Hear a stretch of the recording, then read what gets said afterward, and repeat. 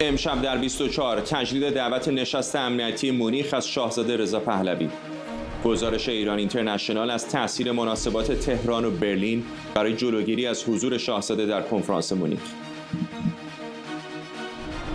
با یه چنین دولتی مذاکره نباید کرد. مذاکره کردن مخالفت خامنه‌ای با پیشنهاد ترامپ برای مذاکره. رهبر جمهوری اسلامی میگه گفتگو با آمریکا عاقلانه و شرافتمندانه نیست. و معاون نماینده ویژه آمریکا در خاورمیانه میگه دوران وحشت‌آفرینی حزب الله تموم شده. به گفته مورگان اورتگاس، واشنگتن حضور حزب الله رو در لبنان قبول نمی‌کنه. از استودیوی ایران اینترنشنال این 24 است با فرداد فرهزاد.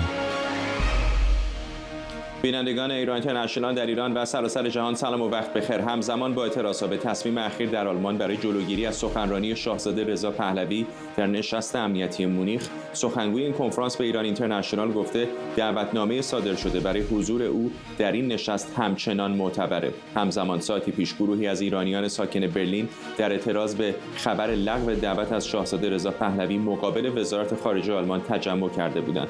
وزارت خارجه آلمان پیشتر گفته بود کنفرانس مونیخ درباره دعوت‌هاش مستقل تصمیم میگیره. مسیح علی نژاد فعال سیاسی مخالف جمهوری اسلامی و علی احساسی عضو پارلمان کانادا هم به این نشست دعوت شدند. شاهزاده رضا پهلوی از اینکه دعوت کنفرانس امنیتی مونیخ همچنان باقی و معتبره استقبال کرده و نوشته با پیامی از مردم ایران به مونیخ میره. او تاکید کرده مبارزه برای رهایی فقط برای ایرانیان نیست، بلکه جهان باید از ترور و بازخواهی جمهوری اسلامی آزاد بشه. عبدالرضا احمدی دبیر اجرایی حزب ایران نوین از فرانکفورت با ماست. آقای احمدی، در این 24 ساعت گذشته شبکه‌های اجتماعی رو اگر معیار قرار بدیم، موجی از واکنش‌ها به این خبر بوده از حامیان آقای پهلوی که بسیار خشمگین شده بودن از این تصمیم آلمان، تا کسانی که حتی اون رو زیر سوال برده بودن که آیا واقعا چنین اتفاقی افتاده یا نه. خوشحالم که دست کم الان وضعیت مشخص شده که دعوتنامه‌ای بوده، لغو کردن و الان دوباره سر جاش بازگشته. فکر می‌کنید چه بوده دلیل این تصمیم آلمان؟ بله، اول اجازه بدید که من شما رو تصحیح کنم. حامیان آقای پهلوی نه، بلکه ایرانیانی که دل در گروه ایران دارن و دل در گروه این دارن که جنبش ملی ایران آزاد بشه. و این خاطر فقط ما این رو تقلیل بدیم به یک گروه، نظرم شفافیت و اون اطلاعات درست است. اما همونجوری که به درستی گفتید، ببینید این یک پیروزی برای جنبش ملی ایرانه و هر کسی که در این 24 ساعت، حالا غیر از اونهایی که تلاش میکردن، ناراحت بودن و ابراز در واقع خرسندی میکردن که این اتفاق یا فیک نیوز منتشر میکردن که این خبر دروغه و اینها به نظر من اون بخش ضد جنبش ملی هستن که نه فقط در این 24 ساعت، بلکه در این 2-3 سال جنبش ملی رو همیشه سعی کردن که نذارن به یک اتحاد برسه و به یک سازماندهی برسه. اما اتفاقی که افتاده به نظرم یک پیروزی سازمانگرایانه از ایرانگرایانی است که باور دارن ایران رو میخوان آزاد کنن. اما چرا من میگم سازماندهی؟ برای اینکه یک هدفی مشخص شد. یعنی مشخص شد که وزارت امور خارجه آلمان نمیذاره که شاهزاده هرچند که دعوت شده از کنفرانس وارد این کنفرانس بشه و به نوعی در واقع اون اجازه رو نمیده. اما این هدف وقتی معلوم شد برای سازمان ایرانگرایانه، تونستن در یک اکت درست هم از شبکه‌ها، یعنی از همون پتانسیل شبکه‌های اجتماعی استفاده کنن، هم مکاتبه کنن و در نهایت از این بستر استفاده کنن و قانع کنن و حقیقت در واقع جنبش ملی رو آشکار کنن. و خب نتیجه می‌بینید که امروز دعوت دوباره برقرار شده و ایشون میتونن در کنفرانس مونیخ حضور پیدا کنن و این حضور خیلی مهمه، برای که همونجوری که شما گفتید ایرانیان دیگری هم هستن. اما خب شاهزاده رضا پهلوی برای جهان، نه فقط برای ایران، برای حتی سیاسیون جهان به عنوان یک رهبر سیاسی شناخته میشه و به همین خاطر است که ممانعت میکنن، برای اینکه فکر میکنن مناسباتشون با جمهوری اسلامی یعنی دول غربی به هم بخوره یا در واقع اون تعریفی که از امنیت میکنن دچار چالش بشه.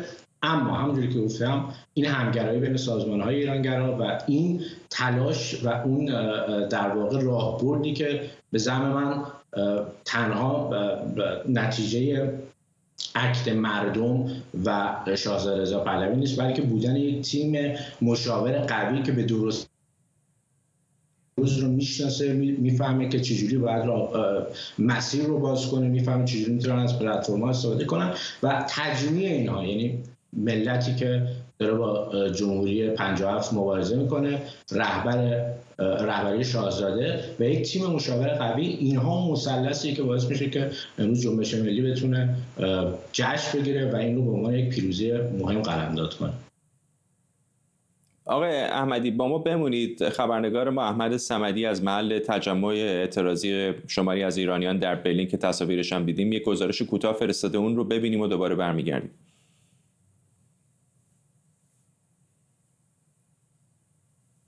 به دنبال خبری که شاهزاده رضا پهلوی در شبکه اجتماعی ایکس منتشر کرد مبنی بر اینکه دولت آلمان مانع از حضور ایشون در کنفرانس امنیتی مونیخ شده، فراخوان‌هایی رو از سوی طرفداران ایشون در برلین منتشر شد تا تجمعی رو مقابل وزارت امور خارجه آلمان برگزار بکنن.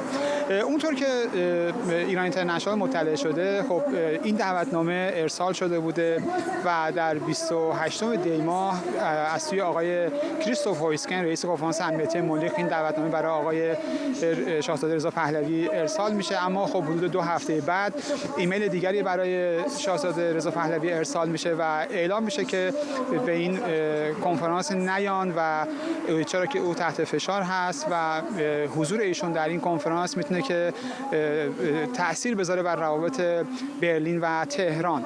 و از طرف دیگه هم میدونیم که 2 نفر از شهروندان آلمانی هم همچنان گروگان جمهوری اسلامی هستن و در زندان‌های ایران همچنان هستن و خب به این ترتیب به نظر میاد که این فشارها از این بابت انجام شده بود. اما خب ما هم که از کنفرانس امنیتی مونیخ امروز پیگیری کردیم، در نهایت اعلام کردن که این دعوتنامه ارسال شده بوده با توجه به خب صحبتایی که در شبکه‌های اجتماعی مطرح شد و تایید شد که این دعوتنامه ارسال شده و همچنان هم معتبر هست و به قوت خودش باقی است و شاهزاده رضا پهلوی هم با تایید این خبر اعلام کرد که در این کنفرانس شرکت میکنه و در اونجا دیدارهایی رو خواهد داشت و همچنین با طرفداران خودش هم در اونجا دیدار میکنه. از سوی دیگه خبر دیگه هم که منتشر شد و اون هم مربوط میشد به لغو سفر ایشون به هلند و سخنرانی که در پارلمان هلند داشتن. پیگیری هایی که ما در ایران اینترنشنال کردیم، پارلمان هلند پاسخ داد و اعلام کرد که به خاطر تغییر در برنامه و دستورکار نشستی که در پارلمان هلند برگزار شده قرار بود برگزار بشه، موجب شده که سفر ایشون به هلند لغو بشه و سخنرانی ایشون هم طبیعتاً انجام نخواهد شد.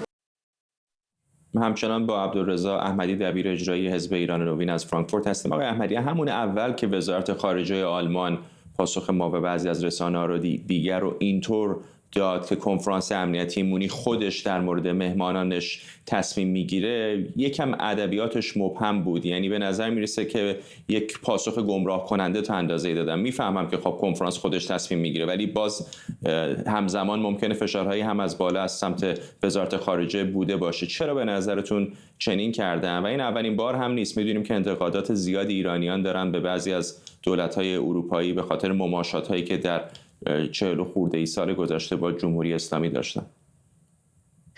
بله، ببینید همونجوری که گفتم دولت‌های غربی بر اساس اون فهم خودشون از امنیت که برای کشورهای خودشون تعریف میکنن و استراتژیایی که تعریف میکنن، سعی میکنن رفتاری در مقابل جمهوری اسلامی داشته باشن، چون جمهوری اسلامی رو به عنوان میشناسن، به عنوان یک متخاصمی که در تلاش به انرژی هسته‌ای برسه. اما خب استراتژیای متفاوتی میگیرن با این دید که بتونن در واقع جمهوری اسلامی رو مهار کنن. بعدا وقتی شما دیدگاه اینه استراتژی متفاوتی رو میگیرید. دولت فعلی آلمان مثل بسیاری از دولت‌ها خب سویه چپگرایانه داره و خیلی هم نمیاد رفتار در واقع متحد با فشار حداکثری مقابل جمهوری اسلامی داشته باشه. این استراتژی کاریشه، هرچند هم که سالها داره اینو امتحان میکنه و به نتیجه نمیرسه، اما استراتژی کاریش اینه.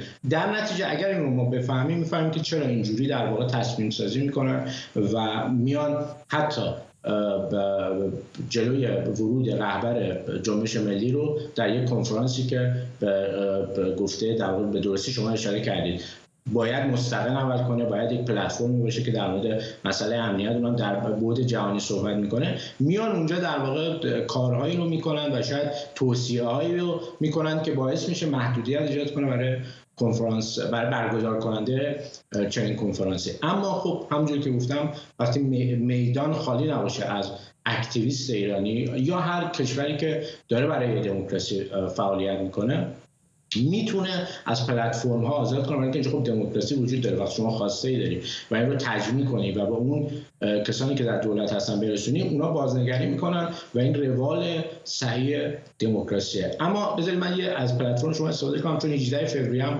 شاهزاده در ژنو در یک نشست حقوق بشری شرکت میکنه که اون هم یک نشست مهمیه و اتفاقا به ایرانی‌ها با هر تفاوتی که هست برای ایران دارن در میدان ملل ساعت 11 صبح 18 فوریه جمع میشن و میخوان که از حالا خاصشون رو مخاطبشون رو مقابل سازمان ملل قرار بدن و بخوان که برای مباحث مثل عدالت انتقالی برای دموکراسی در خاورمیانه به جنبش ملی ایران توجه ویژه داشته باشه و کمک کنه و بسترهایی رو برای فشار حداکثری بر جمهوری اسلامی فراهم کنه تا بتوانیم نه فقط جمهوری اسلامی رو ثابت کنیم، بلکه امنیت رو دوباره به خاورمیانه، به جهان برگردونیم.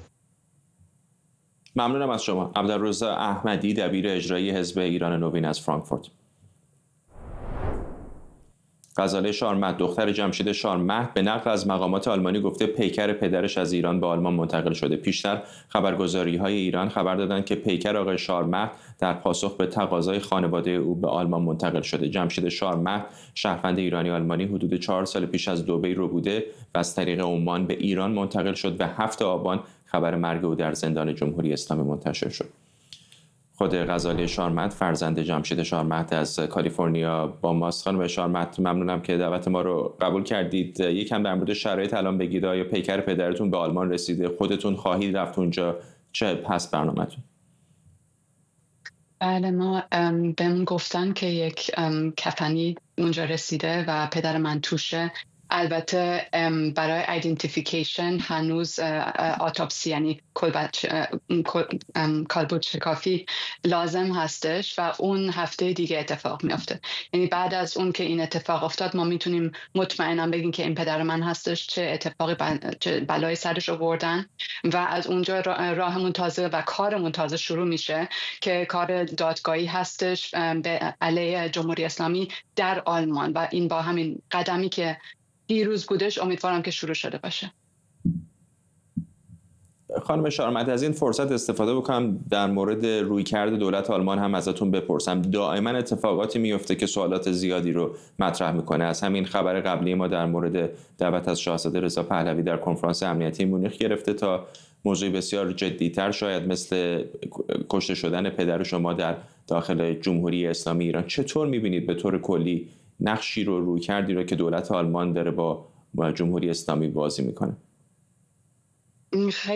خیلی معلومه که این دوتا اتفاقی که دیروز افتاده کاملا به همدیگه مربوط هستش. یعنی آلمان شده در نوکر جمهوری اسلامی. از اونجا از تهران دستور میاد در یک روز بله ما گروگانتون رو پس میدیم ولی کشتش رو پس میدیم. در همون روز دستور میاد بله شما میتونین اونجا بیارینش تو آلمان ولی هیچ کسی نمیتونه دربارش حرف بزنه. بله شما کنفرانس امنیتی دارین ولی شاهزاده رضا پهلوی رو باید بیرونش بکنین. یعنی و میدیایی که با اونا همکاری کرده، یعنی هر کی این نبینه که این با هم دیگه ربط داشته، دستور از کجا آمده و آلمان دست تو این چیزا داشته، واقعا کوره. یعنی این 4 سالی که ما داریم کار میکنیم این واقعا مشخص شده. ما میدونیم پدر من فقط الان برگشته شده چون که آلمان برای اولین بار بعد از 4 سال کنسولگری‌ها رو بست. یعنی مجبور شد با فشار کنسولگری‌ها رو ببنده. الانم که دوباره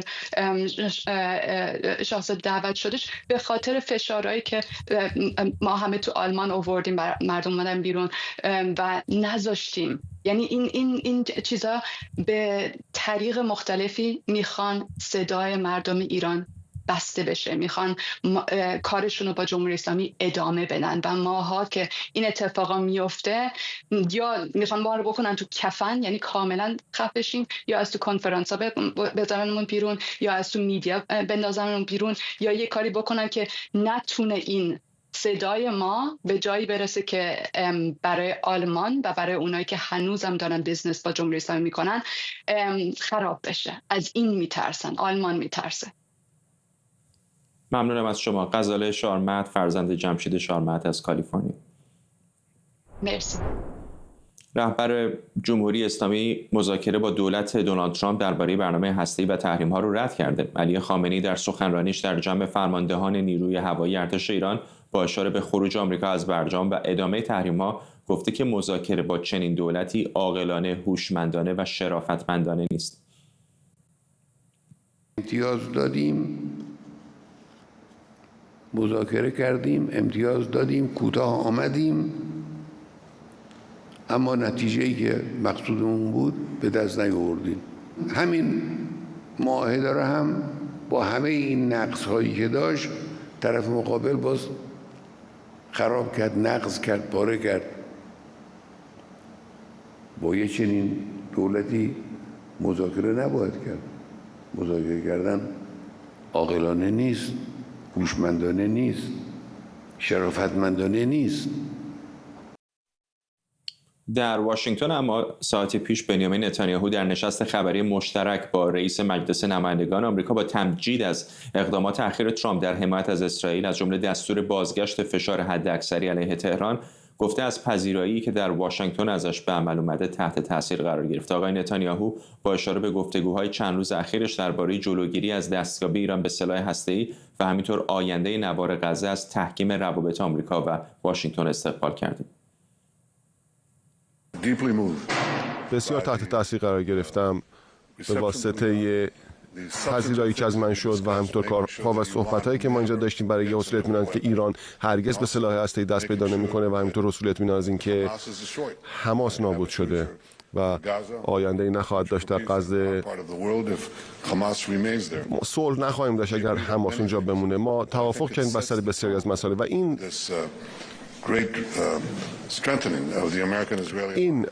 تقویت و قوت بخشیدن به این شراکت آمریکا و اسرائیل بسیار حائز اهمیت. آرش علی از کنگره و سمیرا قرایی از وزارت خارجه با ما هستن. آرش، نسبتاً سفر طولانیه، تا اینجا یک هفته کامل کاری در واشنگتن بوده. بیشتر به ما بگو در مورد دیدارهای دیگری که آقای نتانیاهو در این چند روز در پایتخت آمریکا داشته.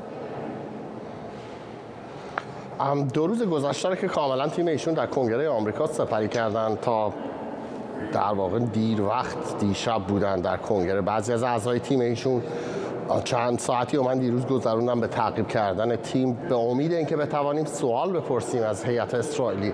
من نکته این است که نه تنها آقای نتانیاهو، هیئتش بسیار با هم حرکت می‌کردند، تیمشون همه با هم بودن، هر جا می‌رفتن میتینگ‌های مختلف، بلکه محافظاشون هم اجازه نمیدادن مطبوعات بهشون نزدیک شن. هر دفعه که با یکی از اعضای کنگره ملاقات داشتن یه فوتوشوت بود که حالا اونم عکاسا جمع می‌شدن عکس می‌گرفتن و بعد سریع می‌رفتن. و امروز هم دوباره این داستان اتفاق افتاد. به نظر من خبرنگار کنگره این نکته عجیبی است.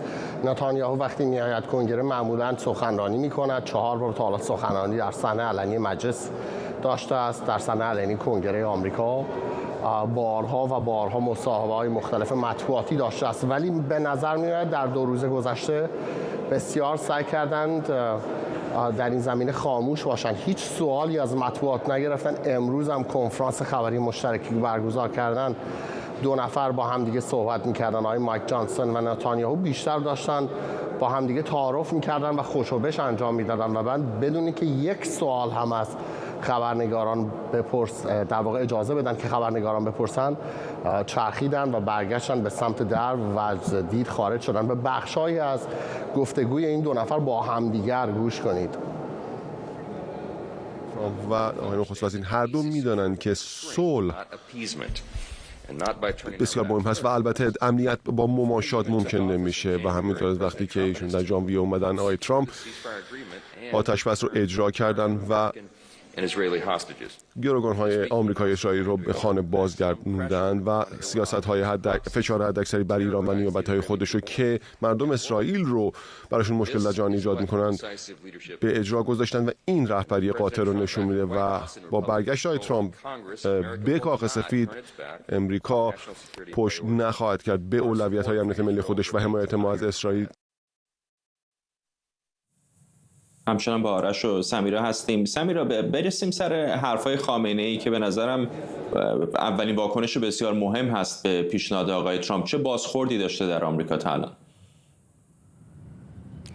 فرداد، رسانه‌های ایالات متحده پوشش گسترده‌ای دادند صحبت‌های علی خامنه‌ای رو و این صحبت‌ها رو جواب سرراست، مستقیم و روشنی قلمداد کردند در رابطه با خواسته‌ای که آقای ترامپ در این هفته مطرح کرد زمانی که اون یادداشت ریاست جمهوری رو امضا می‌کرد و بدتر و خواسته مبنی بر این بود که بیایم صحبت بکنیم. من به دنبال یک توافق خوب هستم. نیوزویک حتی تیتری که برای مطلبش انتخاب کرده پاسخ علی خامنه‌ای به درخواست دونالد ترامپ، یعنی به روشنی رسانه‌ها این صحبت‌ها رو جواب گرفتن بر صحبت‌های دونالد ترامپ و خب جواب هم این هست که مذاکره با ایالات متحده غیر شرافتمندانه، غیر عاقلانه، غیر هوشمندانه است. اما تعدادی از رسانه‌ها در ایالات متحده مثل نیویورک تایمز یا ABC نیوز گذشته از اینکه این بحث رو، این صحبت‌ها رو پوشش خبری دادند، در عین حال گذشته از اینکه این صحبت‌ها رو پوشش خبری دادند،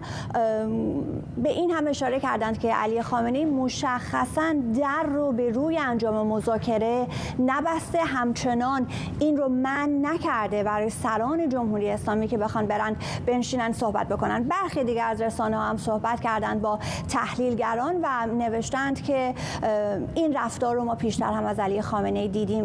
مشخصاً اشارهشون هست به زمانی که مذاکرات پنهانی بین ایالات متحده و جمهوری اسلامی داشت انجام میشد. اون زمان تحت نظارت آقای ولایتی بود، مشاور امور دیپلماتیک علی خامنه‌ای در سال 91 92 پیش از اینکه بخوان برن در بحث‌های آشکار برجام شرکت بکنند. اون زمان مشخصا علی خامنه‌ای هم میگفتن ما با ایالات متحده صحبت نمی‌کنیم، مذاکره نمی‌کنیم، اما پشت پرده این کارو داشتن می‌کردن. الان رسانه‌ها میگن شاید الان هم چنین شرایطی باشه، اما اگر که صحبت علی خامنه‌ای یک مقدار دقیق گوش بدیم می‌بینیم که میزان بی‌اعتمادی بسیار زیاده. یه ذره برگردیم عقب، حرفای عراقچی با اسکای نیوز رو بشنویم که راجع به همین اعتماد سازی صحبت میکرد و میگفت در شروع امر باید ایالات متحده بیاد با ما اعتماد سازی بکنه. ممنونم از هر دوی شما. سمیرا قرایی در وزارت خارجه و آرش علایی در کنگره، هر دو از واشنگتن دی سی.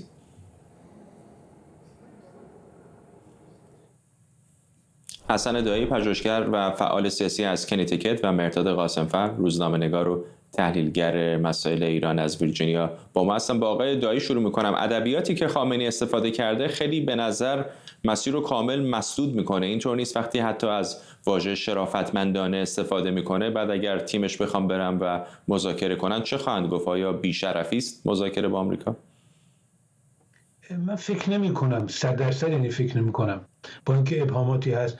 همونطور که گزارشگر شما اشاره کرد، سال 91 که مذاکرات پنهان رو 91-92 که در مسقط شروع کردن پنهانی، خامنه‌ای همه حرفا رو ظاهرا میزد و یکی از اهدافش هم این بود که با آمریکا که آقا ما هیچی گیرمون نخواهد اومد، شما در مذاکرات دروغ میگید و غیره، بیاد چارچوب اون چیزی رو که قراره بگیره، امتیاز بگیره و چارچوب امتیازات که باید بده رو قبل از مذاکرات علنی روشن بکنن و این کارو کردن که جمهوری اسلامی میتونه غنی‌سازی بکنه، آمریکا مثل تحریم‌های بانکی و اینها رو برمی‌داره، یک کمیشو، نفت رو هم میتونن بفروشن. اینو توافق کردن. بعد خامنه‌ای اومد صحبت از نرمش قهرمانانه کرد. این میتونه یک احتمال باشه و دیگر هم این که خامنه‌ای میخواد از همین الان بگه که من موافق نبودم که اگر مذاکرات چیزی گیر جمهوری اسلامی نیامد خودش رو کنار بکشه، مسئولیت رو نپذیره. احتمال دومش ترس و وحشته، واقعا در شرایطی که جمهوری اسلامی ضربه خورده در منطقه. یعنی تمام اون جبهه مقاومت و ایدئولوژی رسمی جمهوری اسلامی که روی دشمنی با آمریکا و اسرائیل بنا شده در هم شکسته. با فروپاشی اقتصادی مواجه حکومت، ریزش نیرو، اگه وارد مذاکره بشه این میتونه آسیب پذیرترش بکنه در داخل کشور و از این میترسه که وارد مذاکره بشه. بنابراین این پرچم رو سعی میکنه نگه داشته باشه. یکی دیگه هم توهمه به باور من، یعنی احتمال سوم، چون فکر میکنه که میتونه با این حرفا و یه پاش در مذاکره باشه یه پاش نباشه و این پرچم جبهه مقاومت هم نگه بداره، هم وقت تلف بکنه، هم تلاش بکنه شرایط منطقه بتونه دوباره خودشو مثلا یه جوری بازسازی بکنه. همش توهم و فکر میکنه این شرایط وحشتناک حکومت در داخل و نفرت مردم و ورشکستگی اقتصادی میتونه به حکومتش ادامه بده. این یه توهمه. بنابراین یا میتونه ظاهرسازی باشه برای گرفتن امتیاز، یا میتونه ترس و وحشت از مذاکره باشه، و یکی هم اینه که در پایانش واقعا توهم، که من حالت اول رو بیشتر فکر میکنم، چون بعید میدونم با این وضعیت که داره جمهوری اسلامی بتونه ادامه بده. یعنی واقعا حتی اگر ترامپ با همه این گشایشی که کرده، همین چند دقیقه پیش وزارت خارجه دوباره اومده در توییتر اون بخش از صحبت‌های آقای ترامپ رو که ما ای کاش من این سند رو امضا نمی‌کردم، امیدوارم هیچ وقت به کار نگیرم، ما خواهان دوستی با جمهوری اسلامی هستیم، و دوباره بهش با ترجمه زده. یعنی یه گشایش بی‌نظیر آقای ترامپ کرده که هیچ رئیس جمهوری من ندیدم در این 40 و چند سال به این روشنی و در ظاهر دست دوستی دراز بکنه. بنابراین خامنه‌ای در شرایط سختی قرار گرفته و بعید میتونم بتونه اینو پس بزنه.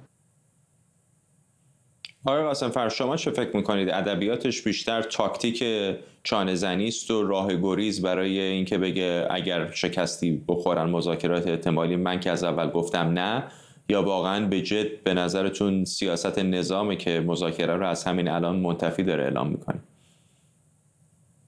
منتفی که قطعا نخواهد بود مذاکره به دلایل زیادی. ببینید، من فکر می‌کنم هر بار که اساساً در درون نظام جمهوری اسلامی زمزمه های مذاکره با غرب یا گشایش در واقع باب گفتگو با غرب باز میشه، بلافاصله آقای خامنه‌ای شروع میکنه به یک موضع کاملا متفاوتی از موضع مشت آهنین در واقع سعی میکنه همون چهره ایدئولوژیک و کلاسیک شده جمهوری اسلامی رو که خودش بیش از همه بر اون در 30 و اندی سال گذشته تاکید کرده رو دوباره باز تکرار بکنه. اما به واقعیت یه مقدار توجه بکنیم ببینیم واقعا چه خبره.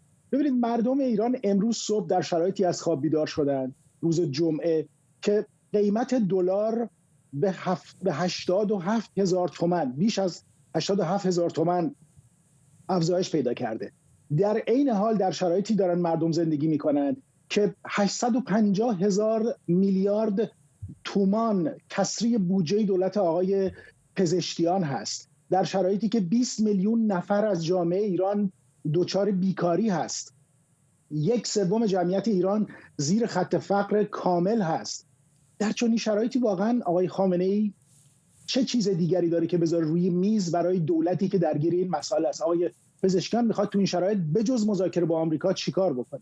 میخواد مالیات‌ها رو افزایش بده، میخواد ارز رو افزایش بده، میخواد صرفه جویی دوباره بکنه، قرار هست که جلوی رشد حقوق کارمندان و کارگرانی رو بگیری که همین الان هم در زیر خط فقر دست و پا میزنن، یا اینکه جلوی باندهای مافیایی و فساد بگیری که غیر ممکن هست در درون نظامی که سرتاپاش آلوده به این ماجرا هست.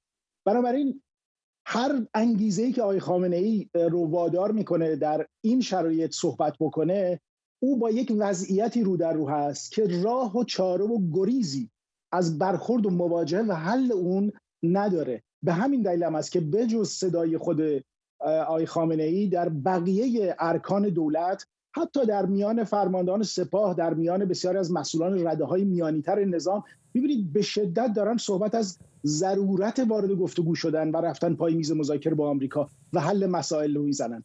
آقای ترامپ هنوز چند روز نیست حکومتش رو، دولتش رو در واقع در واشنگتن شروع کرد، چند هفته بیشتر نمیگذره. شما ببینید همین الان تحریمی که دیروز اعلام کردن در چه وضعیتیه و چگونه اون ناوگان مخفی نفتی جمهوری اسلامی رو تحت فشار قرار خواهد داد و عملاً صادرات نفت رو مطمئناً تا پایان امسال به صفر خواهد رسوند آقای ترامپ اگر بخوان مذاکره نکنن، اگر بخوان همینطور بایستن. و فراموش نکنیم همین فرماندهانی که الان جلوی آقای خامنه‌ای نشستند از سپاهی میان که 50% بیش از 50% صادرات نفتی ایران در دست اینهاست. همین الان بودجه سپاه رو به طور کامل با تحویل گرفتن نفت و باز صادراتش به قیمت‌های بسیار پایین در بازارهای قاچاق جهانی داره تامین میکنه. در چنین شرایطی هیچ کس بیشتر از همینها نمیدونه که اگر این تحریم‌ها توان اجراییشو پیدا کنه که خواهد کرد، با توجه به واقعیات روی زمین و آنچه که ما داریم می‌بینیم اجرا خواهد شد، اون موقع دست کسی که خالی خواهد بود همین گروه‌های نظامی، همین باندهای برخوردار در درون جمهوری اسلامی و همین تهمانده پلیس که به درون نظام تزریق میشه. بنابراین من فکر میکنم که اصلا بحث واقعا این شعارها یا این صحبتها یا این که میآید در سخنرانی میگه مرگ بر آمریکا یا تکذیب میل جمهوری اسلامی به مذاکره، این بازی دوگانه قدیمی رو بگذاریم کنار، ببینیم که پشت این پرده چه میگذره. پشت پرده اینه که شما ناچاری وارد گفتگو بشی، حتی به قیمتی که این بار با دادن امتیازات بسیار بسیار فراوانتری از گذشته این مذاکرات رو پیش ببری و امضا بکنی و تایید بکنی. آقای دایی، خود رئیس جمهوری جدید آمریکا هم بالاخره در خیلی از زمینه‌ها خیلی قابل پیش بینی نیست. فکر می‌کنید که چه برداشتی او خواهد کرد وقتی می‌بینه که احتمال مذاکره رو مطرح کرده ولی طرف ایرانی کاملا حداقل در بیان رهبرش میگه که نمیخواد مذاکره بکنه؟ چه واکنشی به نظرتون از سمت ترامپ میتونیم ببینیم؟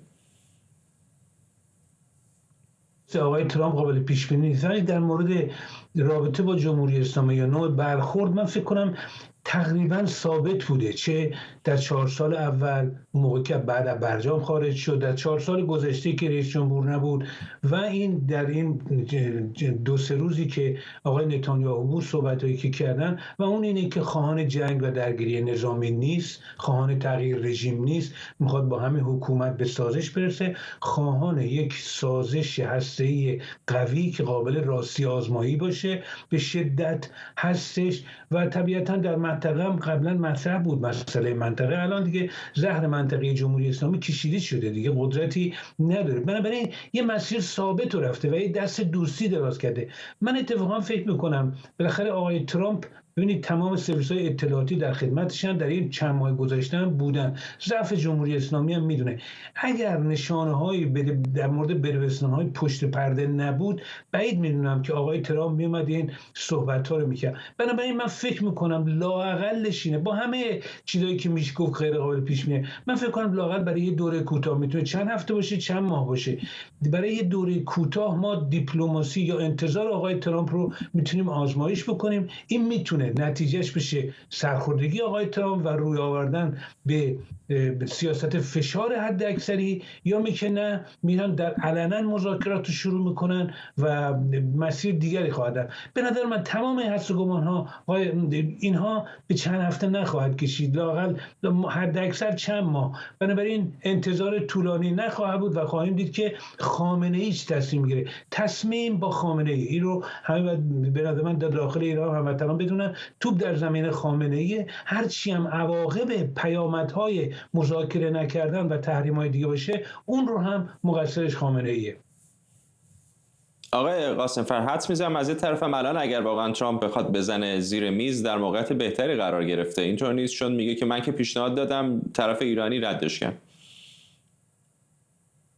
آقای ترامپ یک بازی کاملا برد باخت رو به نفع آمریکا در واقع تا الان آغاز کرده که او رو در موضع در واقع صاحب یا مبتکر عمل در همه عرصه‌های در واقع این مذاکره یا این گفتگو اگر قرار باشد اتفاق بیفتد قرار داده. جمهوری اسلامی اگر پای میز مذاکره بیاد به نفع این طرح آقای ترامپ است، اگر پای میز مذاکره نیاد هم به نفع آمریکا در واقع تمام خواهد شد. من فکر می‌کنم مسیری که طراحی شد برای سیاست خارجی جمهوری اسلامی در حوزه منطقه‌ای، در حوزه ارتباط با غرب، الان آقای ترامپ رو در این موقعیت قرار دادی که بتونه از موضع بسیار بالا همه کارت‌های جمهوری اسلامی در حالی که ازش گرفته شده، چه در حوزه داخلی، افزایش گسترده نارضایتی مردم رو واقعا فراموش نکنیم.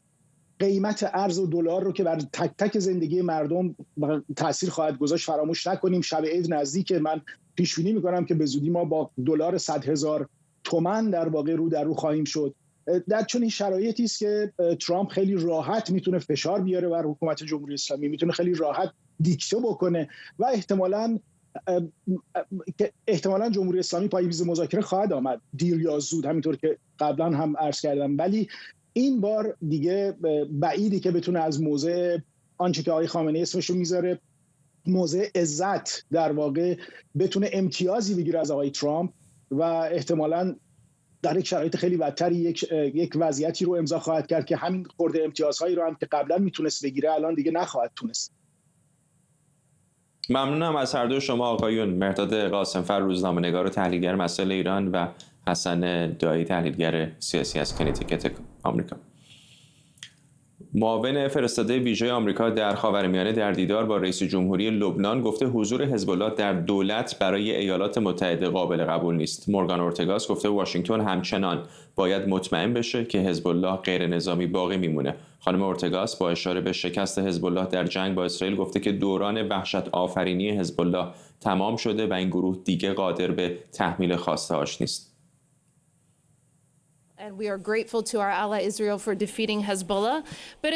ما قدردان اسرائیل برای شکست حزب الله هستیم و البته از شما متشکرم مردم لبنان و همچنین تشکر می‌کنم از رئیس جمهور اون و نخست وزیر و البته همه کسانی که توی دولت متعهد شدند که به فساد پایان بدن. متعهد به اصلاحات هستیم و متعهد هستیم که حزب الله هرگز به هیچ شکلی بخشی از دولت جدید لبنان نباشه و حزب الله خلع سلاح بمونه. این با فشارهایی که رئیس جمهور ترامپ بر جمهوری اسلامی گذاشته محقق خواهد شد تا اینکه اونها قادر نباشند به نیابتی‌های تروریست خودشون پول برسونن و مطمئن خواهیم شد که جمهوری اسلامی به سلاح هسته‌ای دست پیدا نکنه و همچنین مطمئن خواهیم شد که قادر نباشه آشوب و بحران برای این کشور و خیلی کشورهای منطقه ایجاد کنه، کاری که دهه‌هاست داره انجام میده. این موضوع با حضور رئیس جمهور ترامپ به پایان میرسه. خطوط قرمز از سوی ایالات متحده تعیین شده که حزب الله نتونه مردم لبنان رو به وحشت بیاندازه. پایان حکومت ترور حزب الله در لبنان و سراسر جهان آغاز شده و به پایان رسیده. شکریا برادوس، پژوهشگر امنیت بین‌الملل و سیاست خارجی از واشنگتن با ماست. خانم برادوس، مشخصه که حزب الله به شدت تضعیف شده در این نبرد با اسرائیل به خصوص در ماه‌های اخیر، اما آیا به نظرتون اونطوری که خانم اورتگاس داره ترسیم میکنه کلاً از صحنه نقش آفرینی در لبنان هم کنار گذاشته خواهد شد؟ میتونه دولت لبنان چنین بکنه؟ من جواب برای این سوال سخته، به خاطر اینکه خب حزب الله دارای پایگاه‌هایی بوده، پایگاه‌های نه تنها نظامی اجتماعی بوده، ولی مرور زمان امکان از صحنه خارج شدن حزب الله رو بیشتر خواهد کرد. مرور زمان منظورم از این که اون سیاست‌هایی که الان اجرا میشه در آینده میتونه اون پایگاه اجتماعی حزب الله رو از بین ببره. اگه بخوایم جزئیاتش رو در مورد کمک‌های حزب الله به این پایگاه اجتماعیش رو در نظر بگیریم، وقتی که لبنانی‌ها که خب وضعیت اقتصادیشون از 2022 تا الان واقعا وضعیت اسفناکه برای لبنانی که بهش میگفتن عروس خاورمیانه، لبنان رو کاملا حزب الله ویران کرده بود، تشکیل حکومت سخت بود، اقتصادش ویرانه، ولی طرفداران حزب الله گروهایی بودن که میتونست از امکانات اقتصادی که از طرف جمهوری اسلامی تامین میشد و از طرف حزب اللهی که وزارت دارایی رو در کنترل داشت تامین میشد تا حدودی بهتر از ماباقی قسمت‌های لبنان بودن.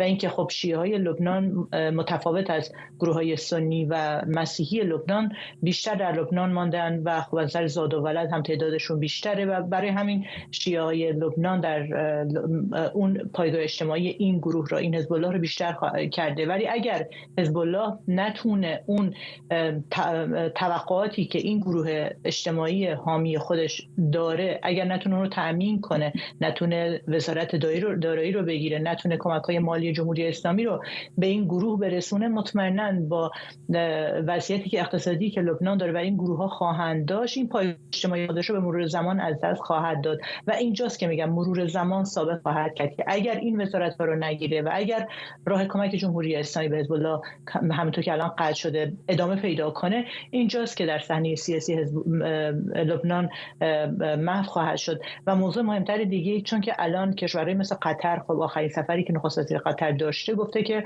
ما تنها در صورتی سرمایه‌گذاری سرمایه‌گذاری خواهیم کرد در لبنان و به لبنان کمک خواهیم کرد که حکومت تشکیل بشه. عربستان هم همچنین. یعنی اگر تشکیل حکومت انجام نشه که الان حزب الله که مانع چنین تشکیل بشه، اینجا باز اعتراضات مردمی علیه حزب الله خواهد بود و کشورهایی که الان دارن فشار میارن برای تشکیل حکومتی که خود از قطر، دولت قطر هم چنین حرف رو دارن که باید فقط یک نیروی نظامی باشه و اونم ارتش لبنان، یعنی حزب الله نباید قدرت نظامی داشته باشه. یعنی کاملا تمام طرفین، از آمریکا، از دولت‌های منطقه قطر و عربستان که سرمایه‌گذار اصلی هستند در نجات لبنان از این بحران اقتصادی، موافق هستن که نباید حزب الله نیروی نظامی داشته باشه و حزب اللهی که نیروی نظامی نداشته باشه برای نیروی اجتماعی هم که داره، به اون توضیحی که دادم، مطمئناً حذف خواهد شد. یه عکسی هم از خانم اورتگاس منتشر شده، این دست دادن با رئیس جمهور لبنان آقای جوزف اون که خیلی جلب توجه کرده. انگشتر ستاره داوود در دست داره که کلی کاربران لبنانی بهش واکنش نشون دادن. بگذریم از این، خود آقای اون به عنوان به خاطر تغییر مذهب البته بله به هر حال معنا هم داره دیگه. وقتی در لبنان چنین میکنید در یک دیدار سیاسی، حالا حتی هر نماد مذهبی دیگری باشه میتونه معنای سیاسی داشته باشه، کما که خیلی‌ها همچین برداشتی کردن. اینو بگذاریم. میدونیم که در لبنان بحران دولت مرکزی خب الان سالهاست در جریانه. چقدر به نظرتون خود آقای جوزف اون میتونه متحد مهمی در این دولت جدید لبنان برای دولت جدید آمریکا هم باشه، با توجه به اینکه به نظر میرسه یک رویکرد کاملا متفاوتی آقای ترامپ در مورد خاورمیانه پیش خواهد گرفت؟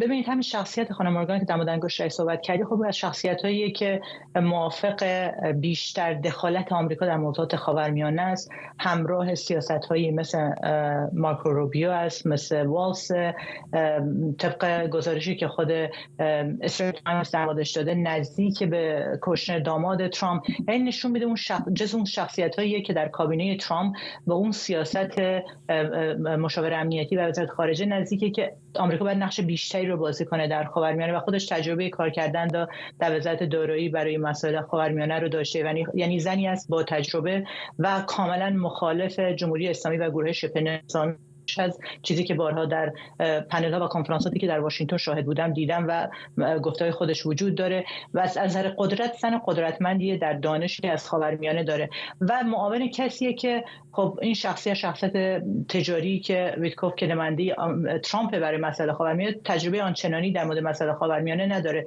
وقتی که رئیس تجربه بهتری نداره، معاونش اینجا به نظر من فرصت بهتری پیدا خواهد کرد که بتونه نقش بزرگتری رو بازی کنه. برای همین شخصیت این زن به نظر من در این مقام و اون افکاری که داره اینجا مهمه که مد نظر قرار داد. و در مورد مسئله جوزف آن و اینکه آمریکا جوزف آن میتونه چطور بتونه یک بهترین همکار و همراه آمریکا باشه، چون که اینجا تنها کشوری که در حال حاضر میتونه تغییرات لبنان رو رقم بزنه آمریکاست. کشوری مثل فرانسه سعی میکنه وارد بشه بخاطر اون تجربه تاریخی فرانسه و با لبنان و کشورهای منطقه، ولی تنها کشوری که الان تغییرات سیاسی لبنان رو میتونه انجام بده و کمک کنه به این تغییراتی که الان در حال جریان هستن آمریکاست. برای همین هم از خود جوزف آن یا هر کسی هم به جز جوزف آن در قدرت باشه میدونه که باید همراه باشه با سیاستایی که در کاخ سفید برای این موضوع تصمیماتی که گرفته میشه. ولی خب میدونیم شخصی که در کاخ سفید هست، ترامپ صحبت‌هایی رو انجام میده، فشارهایی رو وارد میکنه، اون فشارهایی که یا سخنان تندی رو که میزنه زمینه رو برای نرمش طرف مقابل مهیا میکنه و این یک تاکتیکی که در تجارت استفاده میشه. به نظر من ترامپ در مورد سیاسی داره خوب ازش استفاده میکنه. هر چقدر فشار بیشتر باشه بر دولت لبنان در مورد موضوع حزب الله، این باعث میشه که به کمتر راضی بشن. به نظر من اینجاست این تاکتیکی فعلا شاهدش هستیم. ممنونم از شما. شکریا برادوس، پژوهشگر امنیت بین‌الملل و سیاست خارجی از واشنگتن با ما. خب به این ترتیب میرسیم به پایان آخرین برنامه 24 این هفته از ایران اینترنشنال. ممنونم که بیننده ما بودید. برنامه رو کمی دیرتر میتونید رو یوتیوب ایران اینترنشنال هم ببینید و طبیعتاً کلیپ های مصاحبه های ما رو هم میتونید در شبکه‌های اجتماعی ایران اینترنشنال دنبال کنید. تا دوشنبه و برنامه بعدی، بدرود.